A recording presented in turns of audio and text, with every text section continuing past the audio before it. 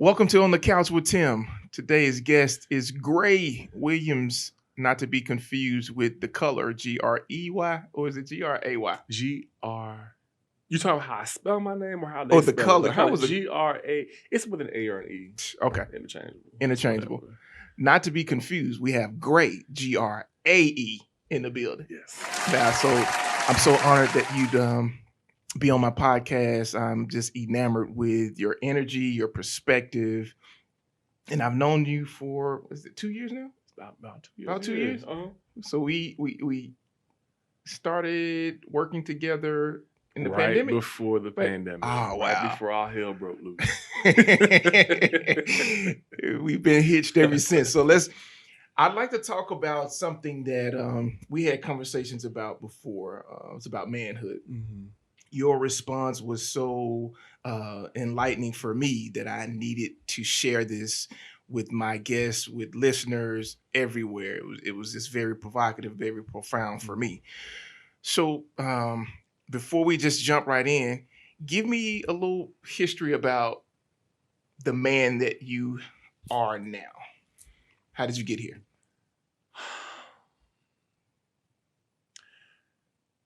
I always kind of felt different. I was always an other type of kid. Like I never fit in. Growing up, I had friends, but like I never fit into a particular group of people. Mm. And from a young age, I always knew that I was just different. In several types of ways. And I think that those differences push me to think differently about a lot of things, to ask a lot of questions. Especially, growing up in the church, I'm a preacher's kid. Yeesh. And I had just recently told my dad this. I was like, when I was little, I was questioning all this. A lot of it wasn't hitting, a lot of it wasn't resonating. I felt like people weren't telling me the whole truth. I feel like a lot of it was a performance. The Bible really never connected with me in the way that the church told me it should connect with me. It was just a lot of missing pieces there.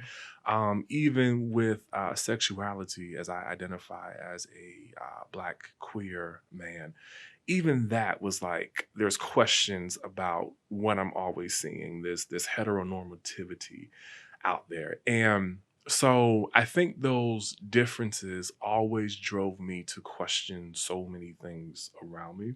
And then that developed me into questioning manhood. Okay. Because I think when you ask people,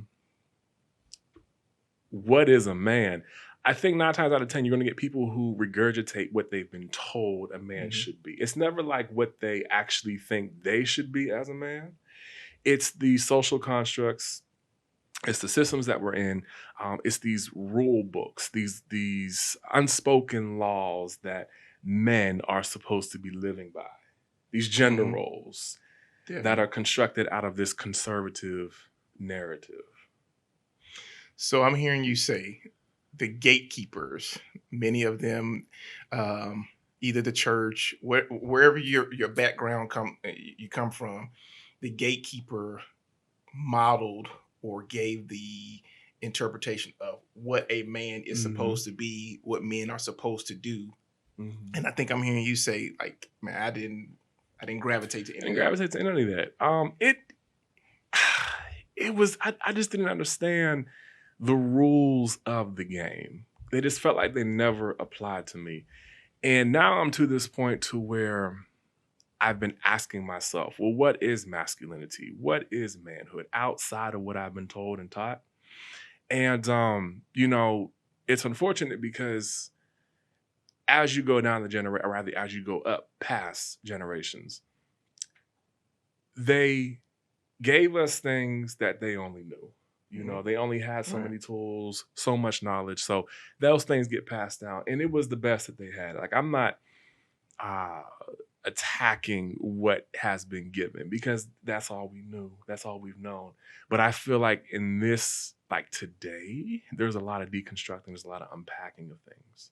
So with that, I feel like I'm right on time. I've always been right on time with how I think about masculinity and manhood, Okay. for sure. Well, let me ask you this. That was we're gonna zoom in because I want to. That was a Yeah. lot, so I want to zoom in on some of the things that I heard you say. Who or what modeled manhood for you, and when did you recognize that that model no longer worked for you? I mean, the men in my family, Okay. the men in the community. Um, I think what worked was the intimacy that I saw between the men in my family. We embrace, we hug, we kiss on the cheek. We're not afraid to say, I love you. We're not afraid to feel or have emotion towards one another.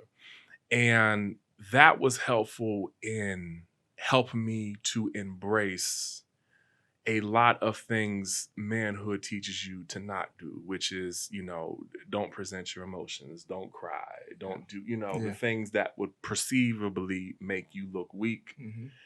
And I got that in my home. Man, lucky, Grandparents, uncles, I know, I know. lucky you. I'm just not realizing how much of a privilege that Dude, is. you ahead of the curve with that one. Yeah. But then there were some other things that I did not agree with. These gender roles. Men should be doing this, women should be Mhm. doing that. And I just always thought to myself, like, why don't y'all know how to cook? Why don't y'all know how to do laundry? Why don't y'all know how to take care of the kids outside of the wife or the mother? Why don't y'all know how to do just basic human Mhm. things? Why are you so dependent on the woman to take care of things for you? And you know, I I learned how to cook, clean, do laundry, take care of myself, look after myself. All the things that women should be doing, but I felt like I needed to be more self-sufficient than that to Okay. kind of bring it was almost like an act of bringing my whole self to the table and not leaving that other half of myself for somebody else to pick Got up. you. Yeah. Okay. So I'm hearing you say that I don't want to come into relationship dependent on someone else to do these things for me. Hmm. Okay. Um, so does that mean that you were taught what was modeled for you, self-sufficiency, being able to stand on your own 2 feet, Hmm. being independent, being a provider? Is that what was prioritized? That was what was prioritized. Absolutely. Um, and like there was things that that I saw that I just couldn't. For instance, I hate when women ask men if they want them to make them a plate, dinner, lunch, whatever. I've always never understood why you couldn't get your ass up and make your own plate, fix your own food. Why you couldn't help out in the kitchen. Was it that much of a stretch to wash a dish or to make a meal? I like things like that was I always questioned. So I was like, okay, we're not going to do this. We're not going to ask somebody. Like, I mean, if it's a gesture out of love, absolutely, every Mhm. once in a while. But to consistently make that a ritual, a routine, as if the man can't just stand up and make his own stuff was Well, you know ridiculous to me. that that let's go another layer because for me, what I'm hearing, uh, just globally, I want to say a generic definition of masculinity. Mhm, We're taught to be independent, taught to be providers and stuff like that. mhm, We're not taught relationship. mhm, And then when we're not taught relationship, as a provider, I'm taught this is my role. mhm, And so if my role is to go out and kill the beast and get the chicken, I'm bringing the chicken home to you. mhm, And so we're taught, male, female, to identify with our roles. mhm, And if this is what I'm supposed to do, well, that's what you're supposed to do. And we're not going to blur lines. mhm, mhm. And I think for that reason alone, relationships do this. Yeah, Because yeah, now we're in the age yeah, where I go out and kill the chickens and I do all this yeah. stuff too. So, like, Uh-huh. what we talking about? Yeah, yeah, yeah. Um, what you think about that? You have to like understand the history of that, because there was at one point in time women weren't allowed to open up bank accounts. They weren't allowed to get jobs. So there was a reason for a woman. A woman really needed a man back then. Mm. Basic human functioning, right? Today, not so much. Mm. And I think it is the lack of acknowledgement of those changes that keep a lot of people stuck. And what you were saying, like these roles. So in me, like deconstructing all this stuff, I have kind of gotten down to a couple things. One of them being a man is a master of his own reality. And a man becomes a master of his own reality by how liberated he becomes from the systems and the constructs that are around him. Yeah. We are co-creators in this thing that we call life with God. And in that co-creation, we have to acknowledge the individuality that comes with our lives. I don't believe for a second that humanity was designed for conformity, which religion asks a lot of. I think we were designed to collectively be individual. And in that individuality, certain things will work for you and certain things will not work for you as they work with others. Mm-hmm.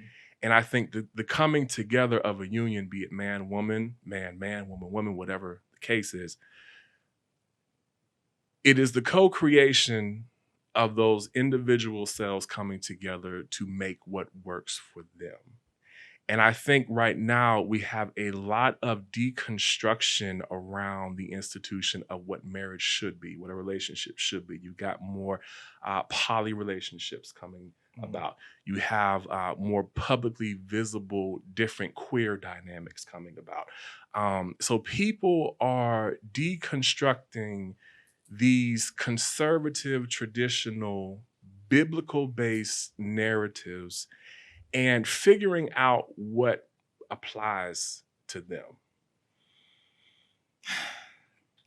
That was a lot. That was a lot. So I'm hearing in an effort to fully be the man that I desire to be, I feel that I am purposed to be and I'm becoming, I have to liberate myself from the constructs of those things that I was domesticated by, either religion, mom, dad. Basically, I need to create my own blueprint to unlock what's natural for me. Yes. Okay. Okay. That yes. For me, that takes away a lot of pressure of having to perform what in the way that everyone needs me to be. Yeah. But it also puts a lot of pressure, I shouldn't say but and it also puts a lot of pressure on me to do the work to become free. Tell me about your work. What was that like? That's part of it. And I feel like the work is what scares people, right? Because I remember like it was yesterday. I woke up January, February, end of January, early February, and I was just like, okay, I'm tired of myself. Like I'm sick of me. I'm so sick of me. And I kept telling myself, like, I don't need to go to therapy. Like, I can fix this stuff on my own. You know, if I think differently about it, this is that and the other. And it won't click in, like it wasn't taken whatsoever. And I just woke up. I said, I am so tired. And I Googled Black therapists in Memphis. And then I clicked on the link and then I saw your name, I saw your picture, and I said, it's a done deal. And I went and filled out the form. And we've been rolling ever since. But I got so tired of dealing with myself. And I think at a certain point, and this is going to be different for everybody, but like at a certain point, I just felt like I wasn't able to, rather, I had acknowledged that I didn't have the tools to fix these problems on my own. I needed some help. I needed some different tools because prayer won't working, going to church won't working, reading scripture wasn't working. None of that was resolving the issue for me. Man, you do recognize you're in the South, right?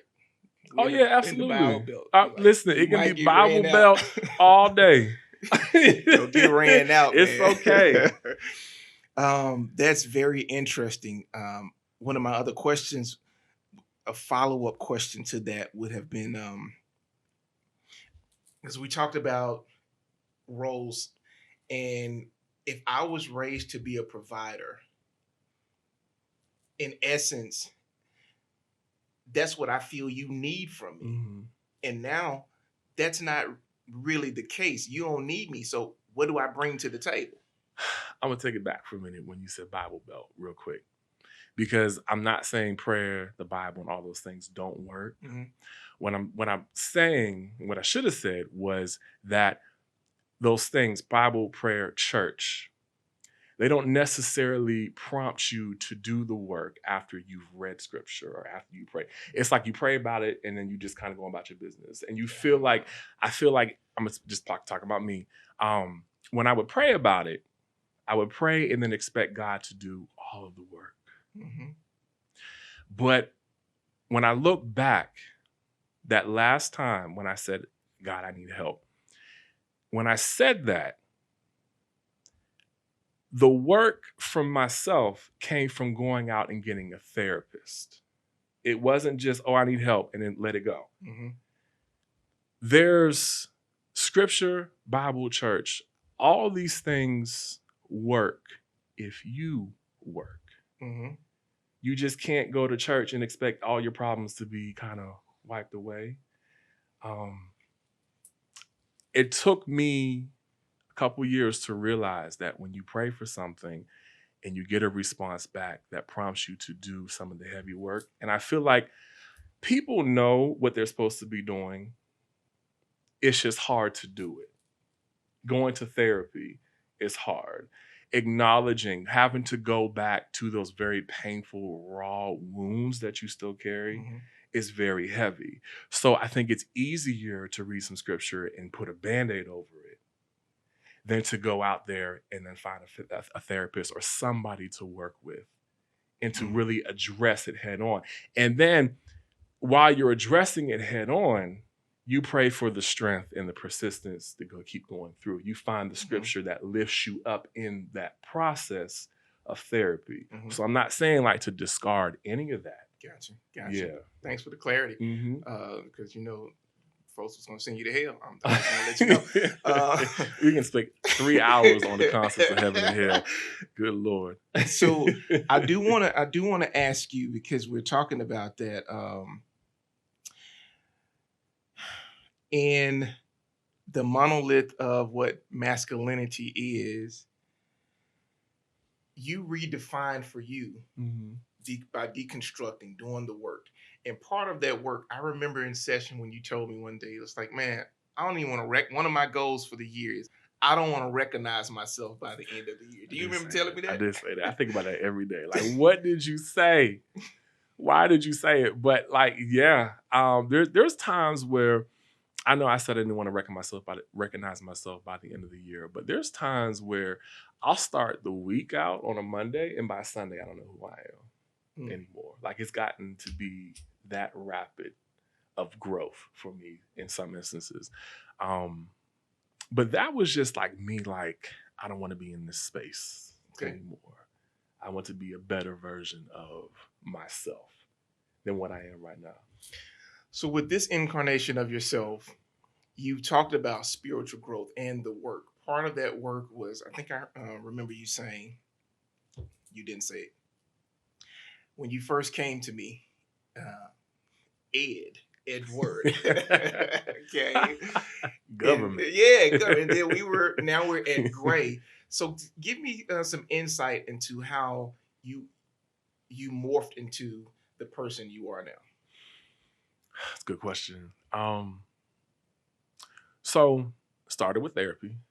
That's that healing, Mhm. that addressing those wounds and those traumas.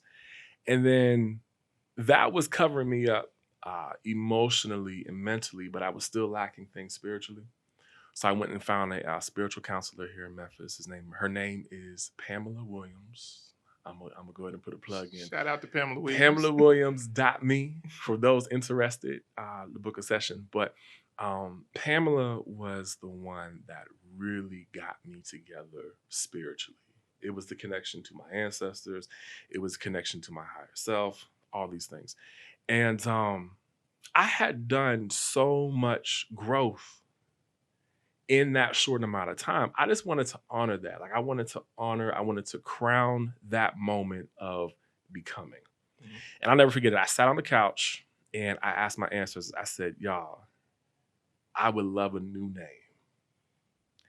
And instantaneously, the name Gray dropped. Grae, how I spell it now. And I said, okay, I like how this sounds like, but what does it mean? Mm-hmm.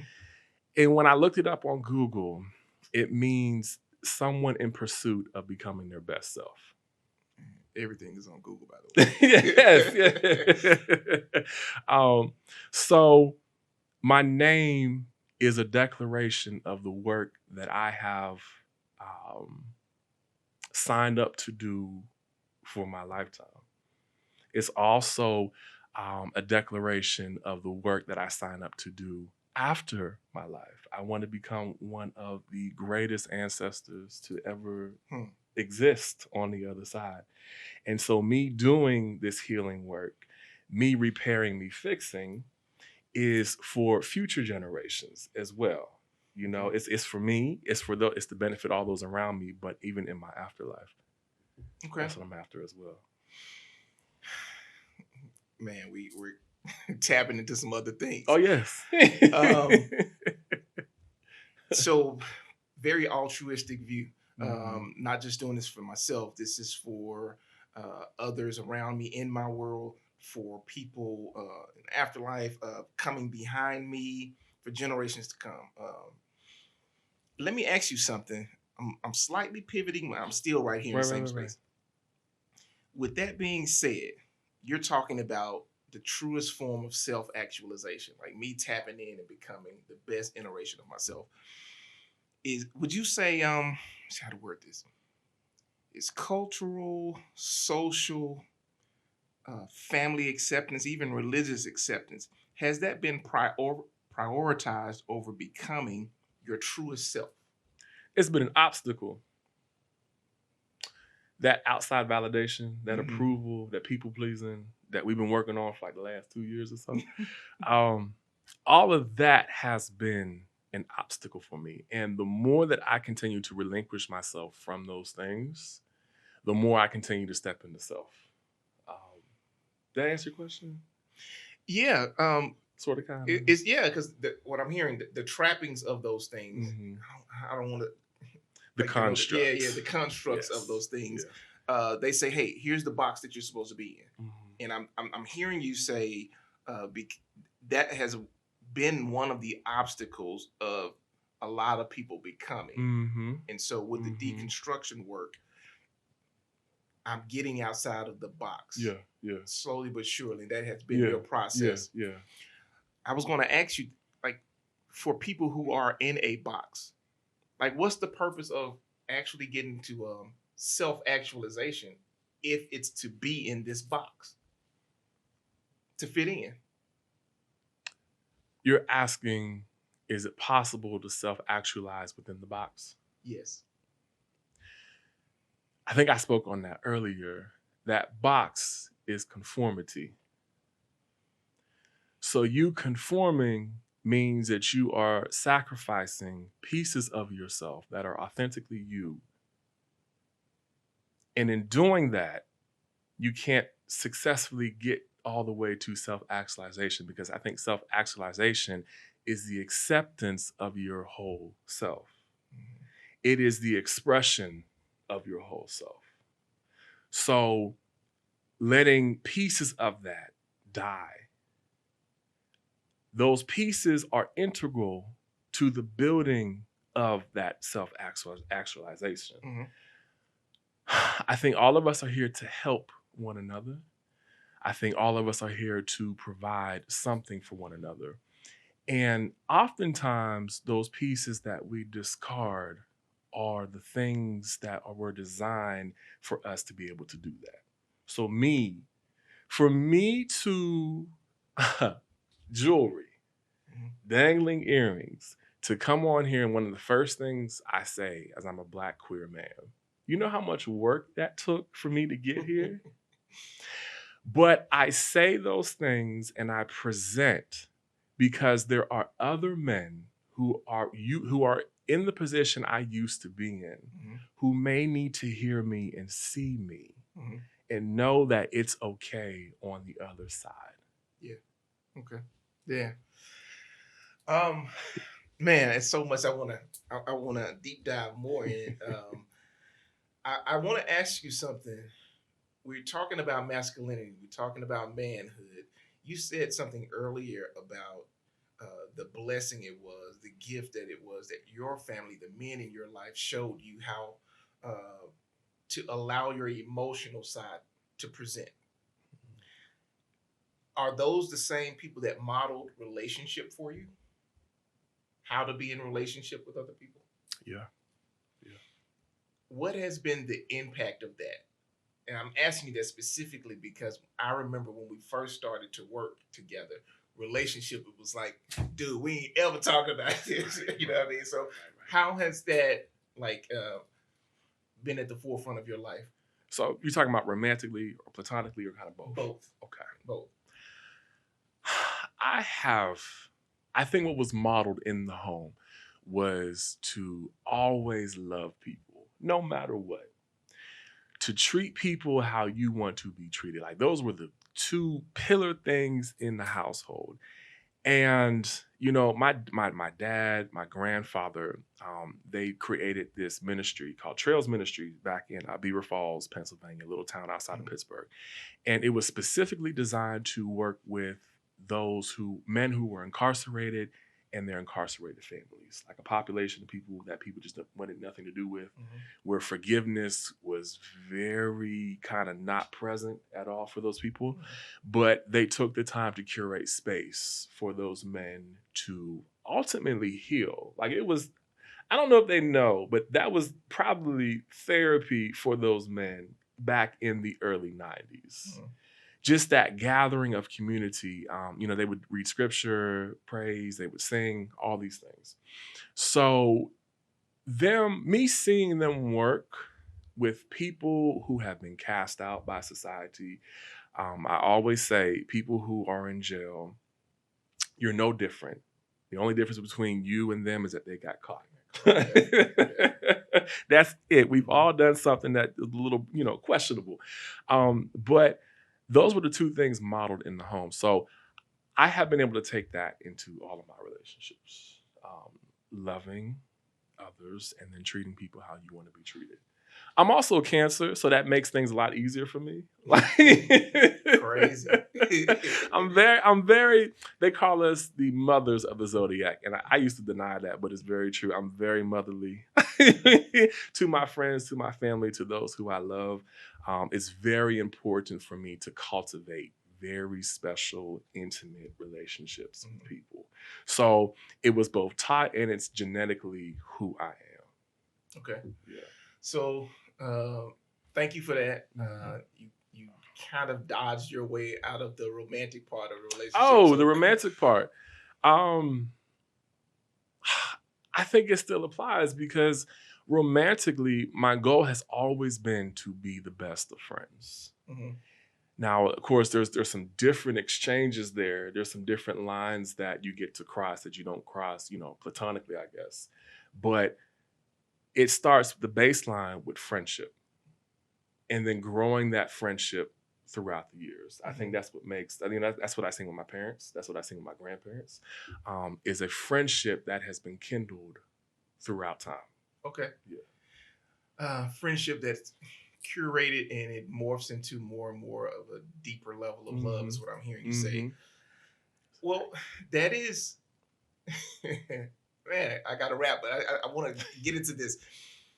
So, a lot of what we're talking about, manhood, my role typically has been to be a provider and to Mm-hmm. bring what I bring to the table. So, love and relationship becomes very transactional Mm. for me. I'm doing what I'm supposed to do. So, here's what I'm expecting you to do what you're supposed to do. even if it's beyond being a provider, I'm being nice to you. I am bringing flowers to your job. I'm doing all this stuff because I want something from you. Mm. Do you think that that's a negative thing, or is that just a natural part of relationship? It's transactional. I always got to go back to interrogation. Where did those thoughts come from? Who told you relationships have to work to be transactional, to be transactional? Because they don't have to be. They don't have to be. No. The gatekeepers, if you're subscribing to those roles, those gender roles, it's like, this is what I'm doing. So this is what you're supposed to do. Yeah. Supposed to do. And I'm gonna speak to Black people. Everybody else, I'm just gonna speak to Black people. But it's unfortunate because a lot of what we've been taught has been given to us. Mm-hmm.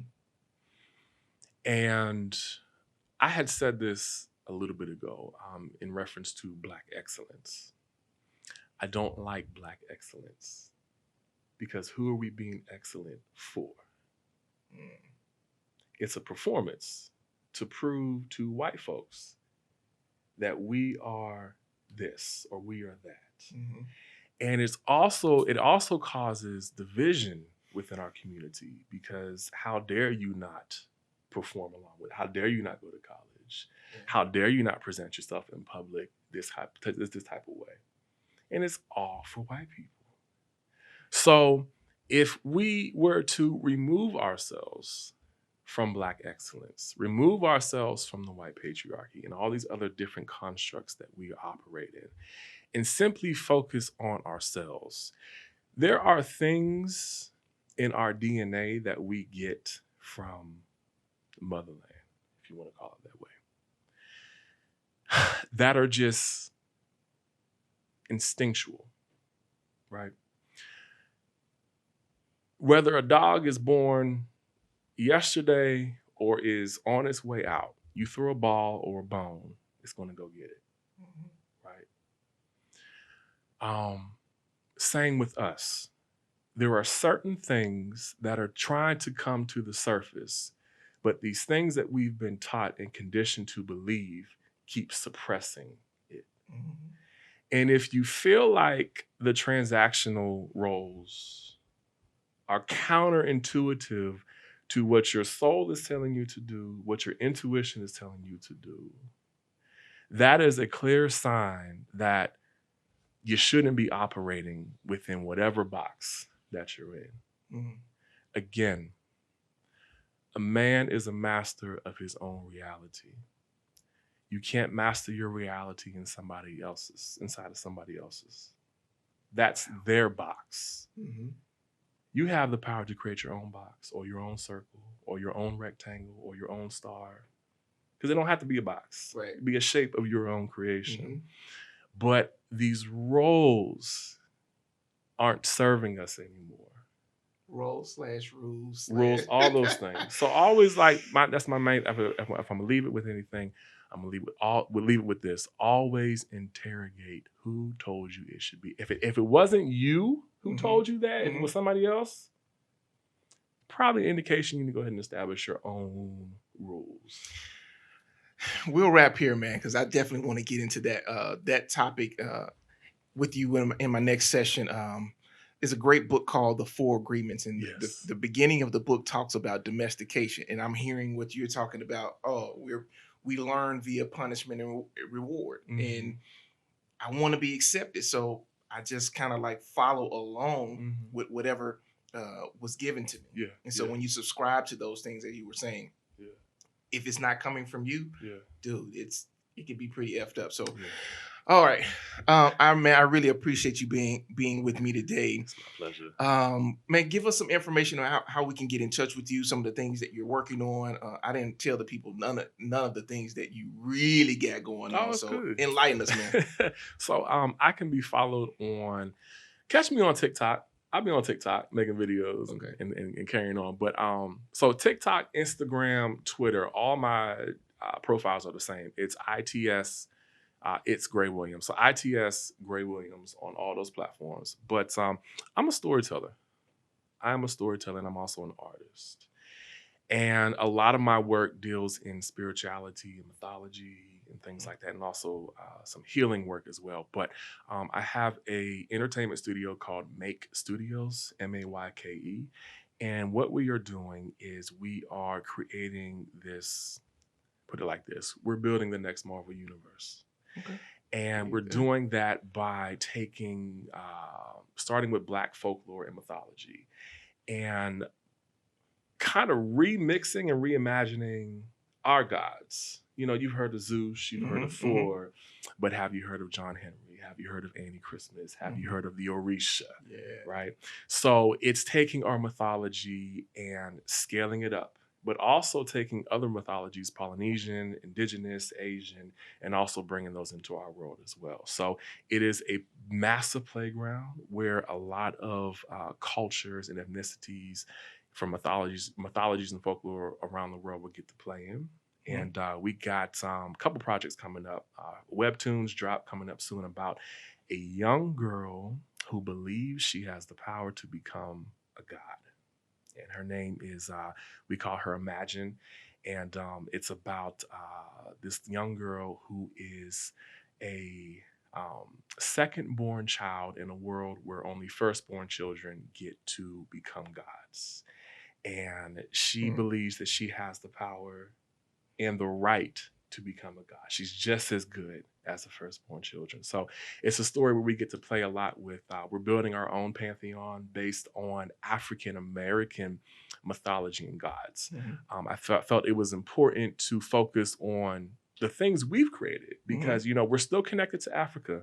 In different ways, but the things that we brought over here and created for ourselves, we're going to have a lot of fun creating, this pantheon of gods and deities and things like that. So yeah, that's what I've been working on. That sounds dope, and that's not Black excellence, by the way. Yes, thank you. Creativity at its finest, man. Check out the podcast, On the Couch with Tim. I really appreciate you guys checking in. Get at us at transformationcg@gmail.com. Go to the website, transformationcg.com. I look forward to many, many more conversations with you, Gray. And man, I'm honored and blessed by your presence. Guys, get at us. Thank you.